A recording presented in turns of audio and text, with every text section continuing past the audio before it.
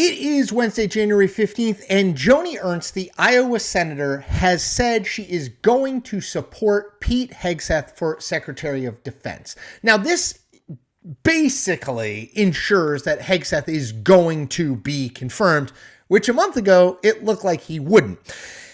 And I don't think we should be surprised at all about Joni Ernst's decision, and let me explain why, because it's just pure politics, people. So there was speculation that Ernst might not be for Hegseth for two reasons. One, she's a military vet, and Hegseth has said in the past, although he's walked this back, but said in the past that he didn't think women should serve in combat. That's one. And number two, Ernst is a sexual assault survivor, has spoken publicly about that, and Hegseth has been accused, though not charged, accused of sexually assaulting a woman, and he eventually paid her off in a non-disclosure agreement, although he says he did nothing wrong. So you added those two things up, and there was some speculation that Ernst might be the one to break Pete Hegseth's nomination, because if she said she wasn't going to be for him, and she played coy and said she didn't know if she was going to be for him at the start, said he had a lot of work to do, in her words, that other senators would take her lead, other Republican senators would take her lead if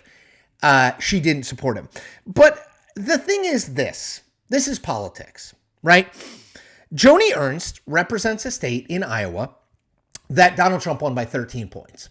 Joni Ernst wants to stay in Republican politics, run for re-election in 2028, maybe be in the cabinet at some point, maybe run for national office herself at some point.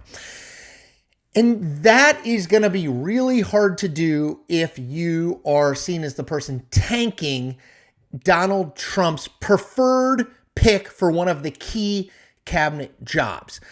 And, the reality is these groups, outside groups, came and pressured Joni Ernst, right? In the time between when she said she might not be for Pete Hegseth to Tuesday night when she said she was going to vote for him. They were like, look, this is Donald Trump's pick.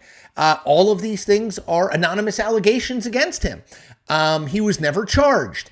He's backed away from his comments about women serving in combat roles in the military, right? So to say you're going to vote against Pete Hegseth is to break with Donald Trump's pick and to put yourself in opposition to Donald Trump. And that is not a thing that ambitious Republican politicians are going to do. So this does not surprise me in any way. I think Joni Ernst was looking for a way to get to yes on Pete Hegseth, and she has found that. No one should be surprised at this, because Joni Ernst wants a future in Republican politics, and voting against Pete Hegseth or being seen as tanking his nomination would have complicated that. Don't overthink these things. This is politics 101.